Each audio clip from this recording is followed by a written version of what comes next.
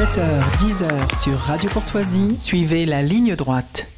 La colère gronde chez les agriculteurs depuis quelques jours. Pourtant, leurs revendications ne sont pas nouvelles. Augmentation des prix du gasoil, normes environnementales, accords européens, faibles revenus. Alors que faire ? Qu'attendent-ils du gouvernement, des parlementaires ? Jusqu'où iront-ils ? En 2021, ne l'oublions pas, 2485 assurés agricoles ont réalisé une tentative de suicide. Ce n'est pas anodin. Le monde agricole est-il en danger de mort ? On en parle ce matin avec nos deux invités. Le député du Rassemblement national de la Gironde, Grégoire de Fournas. Bonjour. Bonjour. Et Pierre-Guillaume Mercadal, exploitant de la ferme des cochons laineux à Montjoie dans le Tarn-et-Garonne. Bonjour. Bonjour. Les agriculteurs sortent donc de leur silence. Ce n'est pas la première fois, mais cette fois-ci, le mouvement pourrait prendre de l'ampleur. Grégoire de Fournas, vous étiez hier présent devant le Parlement européen pour manifester avec une poignée d'entre eux. Qu'avez-vous retenu de leurs revendications ? J'ai retenu la revendication que le problème majeur sur l'agriculture, il vient de l'Union européenne. Quand vous imposez à l'agriculture cette injonction contradictoire qui consiste à vous imposer des normes extrêmement dures, tout en laissant l'agriculture française en concurrence déloyale avec des pays du monde entier qui ne respectent aucune de ces normes, on est dans une aberration que les agriculteurs ne supportent plus et qui rend l'agriculture française plus viable. Pierre-Guillaume Mercadal, vous vous sentez concerné par toutes ces revendications dans votre activité, ouais. Bien entendu, il est évident que le problème, c'est l'Union européenne, mais j'irai un peu plus loin que ce qu'a dit monsieur le député, c'est-à-dire que il y a aussi le problème de la PAC, qui coûte beaucoup plus à la France qu'elle ne lui rapporte, donc quel en est le sens, et de cette PAC qui en fait a pour seul but de transformer les paysans quelque part en fonctionnaires sous-payés, étant donné que les prix auxquels on nous achète les produits sont inférieurs au coût de revient, et qu'en fait les gens survivent, si on peut dire, grâce aux aides européennes qui viennent compenser ça, en fait, afin tout simplement qu'on soit des idiots utiles et que ça maintienne des prix stables pour la grande distribution. Est-ce que vous demandez... Enfin, comment dire tout à l'heure, on évoquait avec Pascal Pointu le fait que les Français, par exemple, je perds mes mots. C'est un peu égoïste dans leur façon de consommer, par exemple. C'est-à-dire qu'ils ne vont pas forcément se tourner vers des produits qui viennent de leurs producteurs. Est-ce qu'il y a aussi une sensibilisation à faire chez les Français, Grégoire de Fournas ? Moi, je crois qu'il faut arrêter avec la culpabilisation du consommateur. En réalité, le consommateur, il est dans un système où d'abord, dans les rayons, il n'a pas forcément des produits français. Ça, c'est la première chose. Et la seconde, c'est qu'on essaie d'expliquer qu'il faut que le consommateur paye plus cher son alimentation, sans parler dans le même temps des marges de certains industriels ou de la grande distribution qui, il faut le dire, se gavent sur le dos des agriculteurs et du consommateur français. Donc, il y a aussi ce chantier à mener qui n'est pas le combat des lois Egalim, il faut quand même bien le dire, pour arriver à ce que les agriculteurs soient rémunérés correctement. Ouais. Pierre-Guillaume Mercadal, vous êtes d'accord ? Je suis tout à fait d'accord. Après, concernant les consommateurs, je pense pas qu'il y ait à les culpabiliser, parce qu'on est dans une société où on veut tout consommer, même le superflu, et donc après, où de toute façon, il n'y a plus assez d'argent, surtout vu le contexte. Ouais. Et oui, non, voilà, je suis à peu près d'accord avec ce qu'a dit M. Alors évidemment, on entend beaucoup parler les membres de la FNSEA, mais on entend également la colère de certains agriculteurs qui ne se reconnaissent pas dans leurs déclarations. Pierre-Guillaume Mercadal, qu'est-ce qu'on leur reproche et en gros, la FNSEA est-elle vraiment le porte-parole des paysans, des agriculteurs qui manifestent aujourd'hui ? Alors, écoutez, moi, en tout cas, je vais vous parler en mon nom et au nom de tous les paysans que je connais. Non, la FNSEA n'est pas leur représentant. Vous regardez le profil du président de la FNSEA à l'heure actuelle, c'est un lobbyiste, c'est pas un paysan. C'est un mec qui a fait des grandes études de commerce. Bon, bref, il est complètement hors sol, il représente pas du tout le monde agricole. Et la FNSEA est aux manettes avec le gouvernement depuis la fin de la guerre. Donc, si vous voulez, toute l'évolution de la politique agricole en France, la FNSEA en porte l'entière responsabilité. Et les agriculteurs qui mettent fin à leur jour, la FNSEA en porte aussi la responsabilité. Donc, c'est vraiment pas le bon intermédiaire entre les agriculteurs sur le terrain et le gouvernement, pour l'instant. vous l'avez vu justement avec les réactions de la FNSEA au début de ce mouvement, qui a appelé les agriculteurs à rentrer chez eux et à arrêter la manifestation, et qui se sont fait huer et injurier et qui ont complètement perdu la main en fait. Donc maintenant en fait ils suivent la vague maintenant, ils essayent de surfer sur la vague pour pas se faire détrôner, c'est tout. Grégoire de Fournas, on a taxé le Rassemblement national de faire de la récupération politique, comme à chaque fois qu'un parti de droite s'empare d'un sujet. Mais concrètement, pour faire mentir ceux qui vous accusent de communiquer sans agir, comment se positionnent les députés européens du RN sur cette politique agricole ? Ce que je voulais d'abord dire, c'est que sur la récupération, c'est un peu facile en fait. C'est que quand vous avez un parti politique qui alerte depuis des mois sur le monde agricole qui est en ébullition, qui pose 6 questions au gouvernement depuis le mois de septembre pour alerter le gouvernement et qu'il se réveille sur ce qui est en train de se passer, quand on se bat contre l'augmentation du GNR au projet de loi de finances devant un mutisme du gouvernement assez insupportable. Je trouve ça quand même assez hallucinant maintenant de nous dire qu'on fait de la récupération. Je crois qu'on est dans notre rôle de relayer les revendications des agriculteurs et puis aussi de proposer des solutions. Après, nos députés européens, ils se sont battus pied à pied au Parlement européen contre les traités de libre-échange que les macronistes ont voté, et le dernier en date, celui avec la Nouvelle-Zélande. Les députés européens du Rassemblement national, ils sont aussi battus contre Farm to Fork, qui est une feuille de route décroissante de l'agriculture. C'est-à-dire que c'est vraiment inspiré par le pire des écologistes sectaires. C'est ce principe de réduire la main de l'homme sur la nature et donc de réduire notre activité agricole. Vous avez un texte de Farm to Fork qui est quand même symptomatique, c'est celui de restauration de la nature, qui consiste à rendre à l'état naturel 20% des terres agricoles, donc dans une logique de faire moins d'agriculture, de produire moins. Il n'y a qu'un seul problème, c'est qu'il y a aussi l'enjeu de la souveraineté alimentaire, c'est-à-dire de cette capacité à pouvoir nourrir notre population. Et ça, malheureusement, on est obligé de le faire avec des importations qui ne respectent aucune des normes qu'on impose aux agriculteurs français. Alors on poursuit cet entretien dans un instant, il est 8h, c'est le bulletin d'actualité d'Adèle Rosner. Ligne droite. Allez, venez, Milord, vous asseoir à ma table. Ici, c'est confortable. La table ronde. Pierre-Guillaume Mercadal, vous pensez qu'il y a une fracture entre le monde politique et le monde paysan aujourd'hui ? Malheureusement, oui, une sacrée, et je n'ai absolument rien contre Monsieur de Fournas, mais je serais curieux qu'on m'explique comment on peut défendre la souveraineté alimentaire en ne proposant pas autre chose que de quitter l'Union européenne, quitte à en refonder une avec des valeurs humaines, intéressantes, tout ce qu'on veut. Mais l'Union européenne, telle qu'elle est actuellement, c'est à la fois le fossoyeur de l'agriculture, mais aussi le fossoyeur de la France et même des pays européens dans leur ensemble, je dirais. Et si vous voulez, comment dire, une organisation supra-étatique dont les dirigeants ne sont même pas élus, ça n'a aucun sens, et c'est à cause d'eux que l'agriculture en est là. Donc, qu'est-ce que propose le Rassemblement national de vraiment concret pour lutter contre ça? Parce que si c'est réformer l'Union européenne de l'intérieur en allant voter des trucs où il faut l'unanimité à 27, sachant que dans l'Union européenne, il y a des satellites américains, des satellites russes, des satellites chinois, c'est juste une vaste blague. Donc, qu'est-ce qu'on nous propose concrètement pour lutter contre cette Union européenne? Grégoire de Fournas, je vous laisse répondre. Ouais, j'ai quand même le sentiment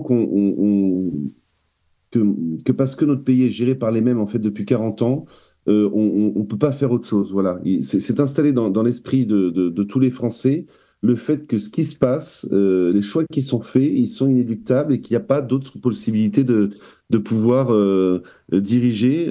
L'Union européenne, elle est quand même dirigée quand même sous la tutelle du Conseil européen, c'est-à-dire des nations. Et la France, contributeur net au budget de l'Union européenne, elle a son mot à dire dans cette affaire.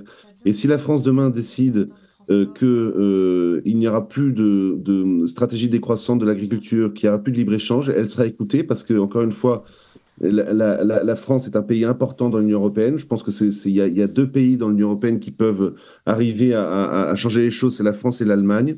Et que donc, si demain on dit... je veux dire, il faut quand même bien comprendre que la stratégie décroissante de l'agriculture, c'est voté par les macronistes.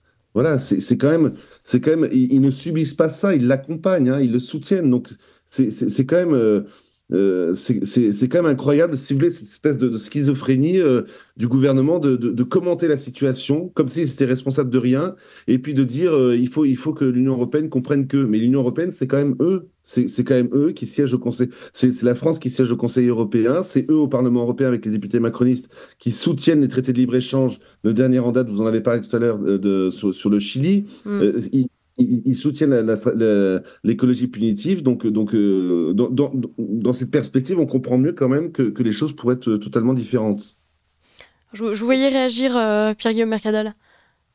Disons que je suis pas du tout d'accord parce que certes, peut-être que si Monsieur de Fournas et son parti étaient à la tête de la France, les choses seraient différentes. Je ne lui enlève pas ça.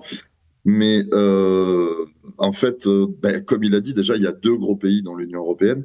Et après, c'est pas parce que la France et l'Allemagne veulent quelque chose que l'Union européenne le fera, en fait.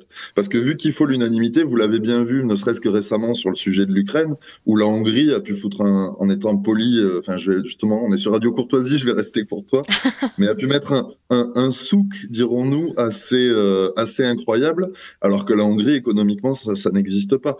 Donc, je peux pas du tout entendre ça. Ça c'est pas pour moi. Ça c'est pas du tout. Si la France n'a pas le contrôle de son destin, si on doit se remettre à des débats à 27 où la moindre, comment dire, où le moindre désaccord fout tout par terre, c'est pas viable. Ça n'a aucun sens. Et puis alors. La Macronie a beaucoup de défauts, c'est pas le problème.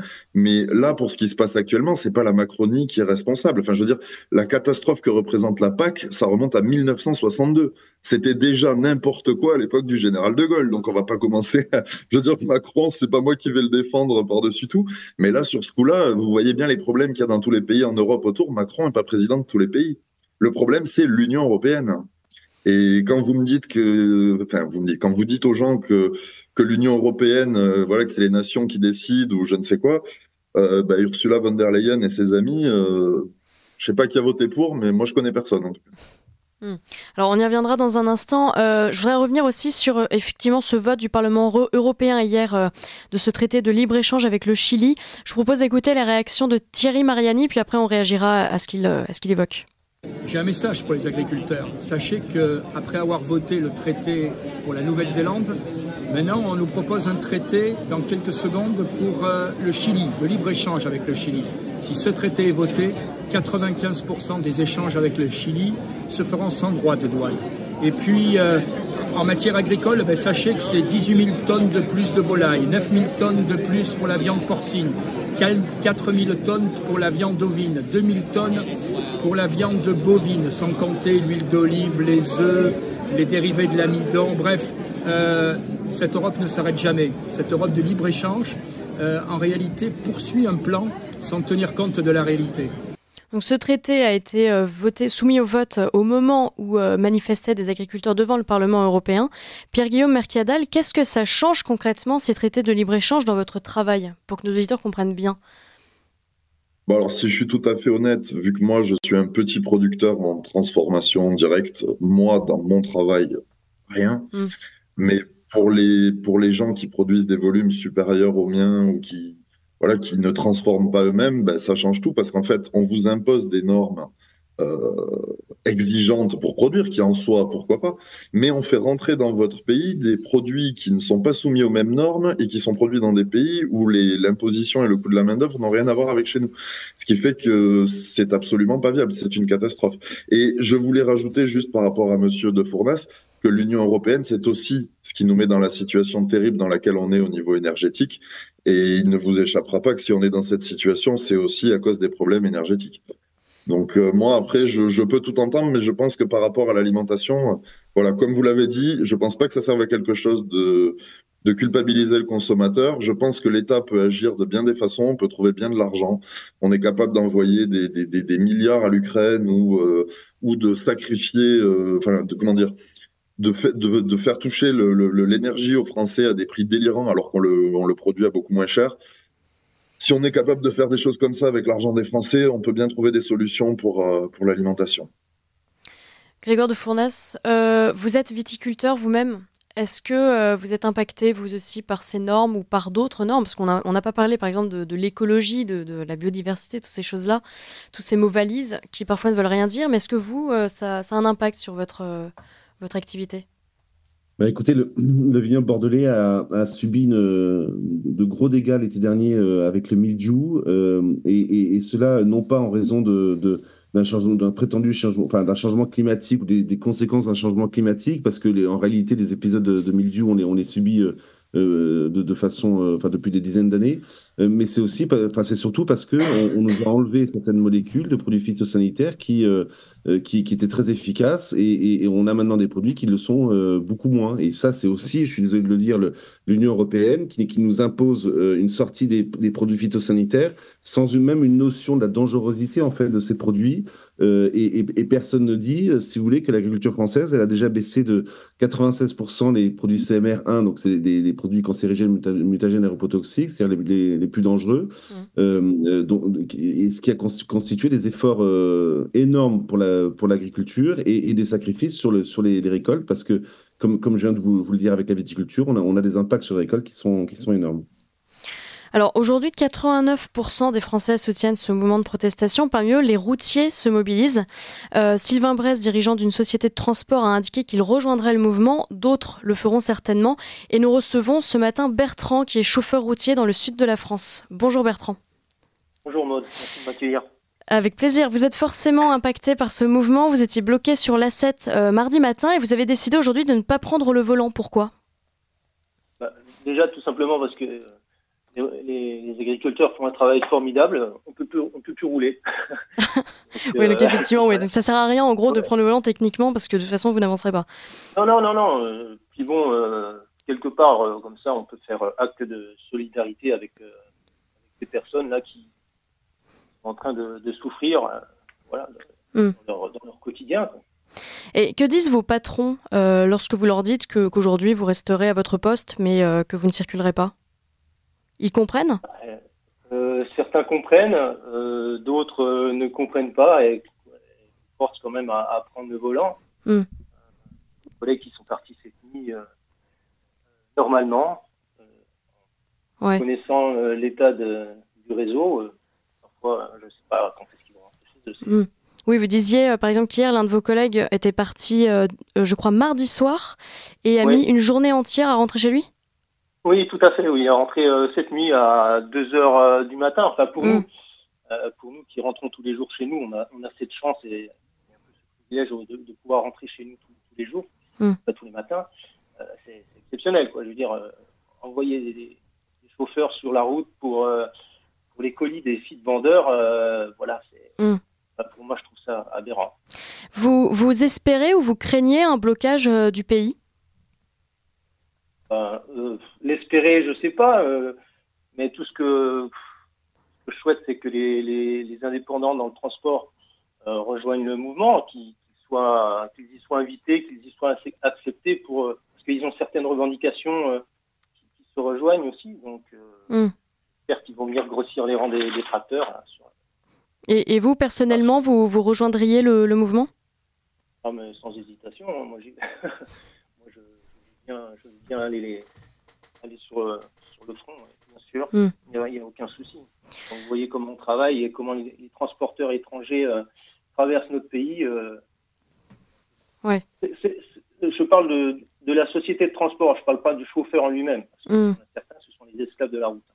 Ça aussi, il faut savoir. Messieurs Grégoire de Fournas et Pierre-Guillaume Mercadal, qu'est-ce que vous pensez de ça ? Est-ce que vous espérez, vous, que d'autres professions rejoignent ce mouvement ? Est-ce que vous craignez, vous redoutez un blocage du pays ? On a vu par exemple que les agriculteurs appelaient à une grosse mobilisation autour de Paris pour bloquer Paris. Qu'est-ce que vous pensez de ça, Grégoire de Fournas ?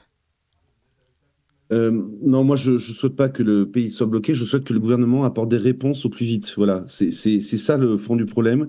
Je ne comprends pas que le gouvernement s'enferme dans un espèce de mutisme et un silence qui est franchement insupportable. On a l'impression qu'ils débarquent en fait, qu'ils découvrent le problème agricole, malgré le fait qu'on les alerte depuis des mois. Quand on entend le Premier ministre nous dire nous avons demandé aux agriculteurs de nous faire remonter leurs revendications, on a quand même un peu envie de s'étrangler. Mm. Parce qu'on a l'impression, encore une fois, qu'ils ne comprennent pas le malaise agricole. Il faut maintenant que le gouvernement réponde rapidement avec des vraies mesures, hein, pas une petite loi de simplification administrative ou des chèques. Il faut qu'ils changent en fait leur logiciel, qu'ils reconnaissent comme sur le nucléaire, en fait. Vous avez Emmanuel Macron qui a commencé son premier mandat en voulant fermer 14 réacteurs nucléaires et Fessenheim.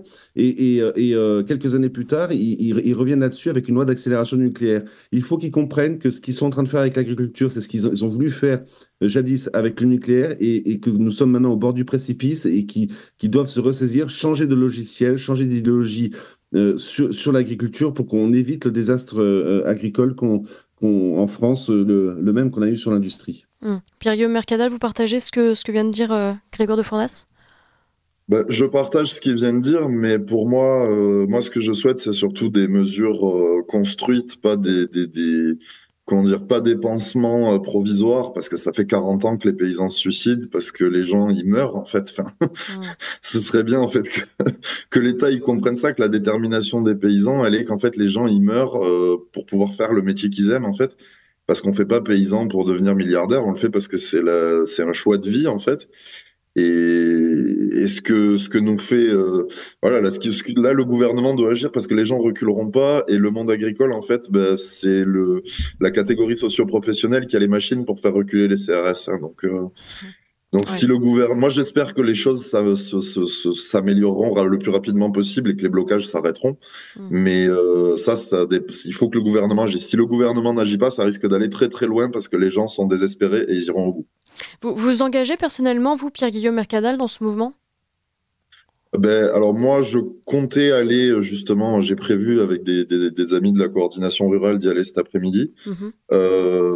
Après, je n'y suis pas, pour le moment, je n'y suis pas à plein temps. Après, si les choses, comment dire, chauffent ou qu'il faut aller vraiment au créneau soutenir, je ferai ma part. Ouais. Mais jusqu'à présent, voilà, on fait ce qu'on peut avec tout ce qu'on a à faire. J'ai moi-même une activité assez chargée, notamment avec des politiques qui se faisaient déjà, comment dire, j'ai pu publier hier une vidéo de mon ami Bailey se faisant jeter des fruits et légumes et fuyant en courant face aux paysans il y a 40 ans en arrière. Ah oui, d'accord. Donc voilà, je n'en dirai pas plus. Bon.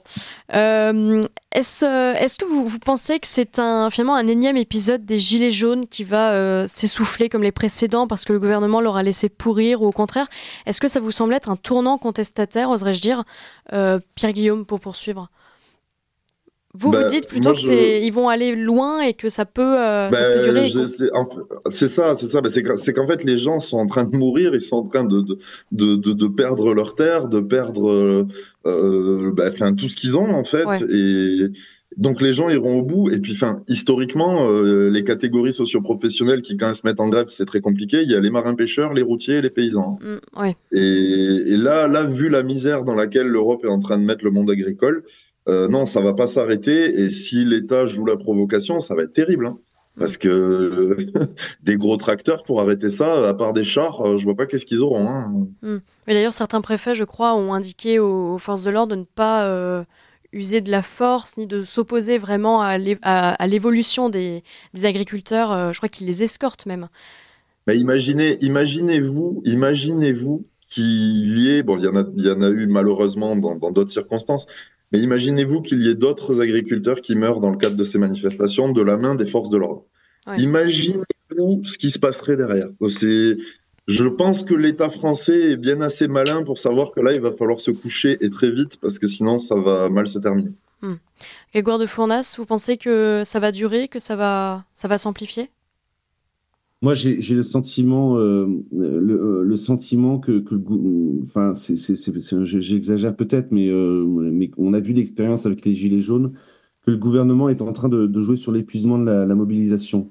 Et c'est vraiment profondément malsain parce qu'on a en face de nous des gens qui sont, ça a été dit, en train de mourir économiquement, mais même psychologiquement de cette crise agricole, qui sont désespérés, qui ont quitté leur ferme alors qu'ils ont des animaux à s'occuper ou des cultures à faire. Cette attente, encore une fois, ce mutisme qui est celui du gouvernement de ne pas apporter de réponse, de laisser les jours passer sans être capable de répondre aux agriculteurs, c'est profondément malsain. Soit ils jouent sur l'épuisement, ou soit sur le pourrissement de la mobilisation. On va voir peut-être des images qui vont scandaliser peut-être l'opinion publique, voilà. Tout ça est quand même profondément malsain. C'est quand même malheureux que ce gouvernement attende que la France soit en feu pour agir. On parlait beaucoup de l'Europe tout à l'heure, de la raison pour laquelle les agriculteurs manifestent essentiellement, mais quels sont en France les principaux ennemis des agriculteurs? Est-ce qu'il s'agit des écolos, ou autres, des élus? Enfin, j'en sais rien, Pierre-Guillaume. Bah, la classe politique. Alors bon, je ne vais pas accabler Monsieur De Forest parce qu'une fois de plus, j'ai rien contre lui. Et à sa décharge, son parti n'a jamais été au pouvoir, donc on peut pas critiquer ceux qui n'ont pas eu les manettes. Mais oui, la classe politique, et le mépris de la classe politique à l'égard du monde agricole, c'est une immense partie du problème. Mais après, oui, je vous disais, c'est par exemple le fait que la France, alors je vais peut-être faire une imprécision, mais dépense, je crois, quelque chose de l'ordre de 12 milliards d'euros par an pour la PAC, et qu'il y en a 9,5 qui reviennent en France. Est-ce que vous pouvez m'expliquer où est la cohérence pour notre pays de se suicider de cette façon? Voilà, si on veut trouver des solutions, ben là, il y en a peut-être une, par exemple. Ouais. Grégoire de Fournas, les principaux adversaires des agriculteurs selon vous? On peut par exemple s'appuyer sur des déclarations qui ont été faites par certains représentants politiques, écolos, je pense à Yannick Jadot, à Sandrine Rousseau, qui ont eu des déclarations complètement abracadabrantesques. Oui, mais enfin, évidemment, quand on entend Sandrine Rousseau qui nous dit les agriculteurs, on s'en fiche, ce qui compte, c'est l'environnement, c'est insupportable et on est au dernier degré du mépris pour l'agriculture, mais ne serait-ce même que du mépris pour l'intérêt général, c'est-à-dire la capacité, encore une fois, de pouvoir nourrir les populations. C'est quand même ça le sujet. Mais je voudrais pas, si vous voulez, qu'on focalise l'attention sur ces dingues, en oubliant finalement la responsabilité aussi, je suis quand même obligé de le dire, mais au Parlement européen, toutes les directives de décroissance agricole, elles sont votées aussi par les macronistes. Donc c'est quand même... Et je vois le gouvernement et la majorité qui est en train d'essayer de détourner le regard vers les écolos, ils sont aussi responsables de ce qui se passe. Voilà, ils votent avec les écologistes cette décroissance agricole, cet effacement de la main de l'homme sur la nature qui assume, si vous voulez, de se passer d'agriculture parce que finalement l'agriculture ça pollue, puis en plus c'est aussi des gens un peu trop terroirs avec une identité qui leur plaît pas forcément. Donc si on pouvait se débarrasser de tout ça, tant mieux quoi. Voilà. Et ça on a quand même cette espèce cet extrême centre qui accompagne les dingues de l'écologie punitive et il faut quand même qu'on ne détourne pas encore une fois le regard de cette responsabilité aussi. Ouais. Pierre-Guillaume Mercadal, ça pollue l'agriculture? Est-ce que vous polluez, vous? Si on va par là, qui ne pollue pas? Mais alors bon, à titre personnel, hier j'ai eu la surprise de trouver une centaine de salamandres, littéralement une centaine, autour de mes parcs. Bref, juste pour vous dire que voilà, que du coup je pense que chez moi ça va. Mais après non, enfin, le problème aussi avec l'écologie, c'est que par exemple quand on va vous expliquer il faut tant de milliers de litres d'eau pour produire 1 kilo de steak, sauf qu'en fait ce qu'on dit pas aux gens c'est que c'est pas des litres d'eau du robinet, en fait on compte la pluie dedans. Donc c'est complètement débile. Mais comment vous dire, Sandrine Rousseau, il faut même pas en parler. Sandrine Rousseau, il lui faut une camisole, c'est encore autre chose. Mais comment dire, les normes environnementales, c'est même pas tant le problème. Si les gens peuvent arriver à se rémunérer, mais si on leur demande de faire des investissements colossaux et de moins produire, et qu'à côté de ça, ils n'ont pas des prix qui leur permettent de vivre, là c'est la double peine en fait. Ouais. Bertrand, vous êtes toujours avec nous, je crois. Oui, toujours. Ouais. J'écoute avec attention. Est-ce que, je ne vous ai pas posé la question tout à l'heure, est-ce que vous craignez, enfin si, je vous ai posé la question, vous craignez ce blocage, est-ce que vous pensez que le mouvement va s'amplifier ou qu'au contraire, ça fera effet gilet jaune et que ça s'arrêtera dans quelques semaines? Ces personnes sont sont très bien organisés, ils ont une bonne logistique.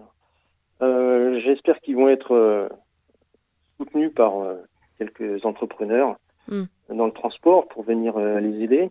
Après, je pense que ils ont encore des cartes à jouer pour certains blocages. Donc, faut voir. Faut qu'ils fassent ça intelligemment pour pas pourrir leur image et la popularité de leur mouvement. Voilà, c'est à suivre dans quelques jours. Il faut qu'il y ait une oreille attentive et une main tendue aussi de la part du gouvernement. Voilà. Très bien. Je vous remercie, messieurs. Pierre-Guillaume Mercadal, je rappelle que vous êtes exploitant de la ferme des Cochons Laineux dans le Tarn-et-Garonne.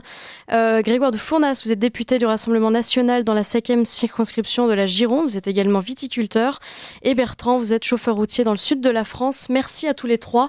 On continuera de suivre cette actualité et on vous réinvitera très certainement pour la commenter. À très bientôt.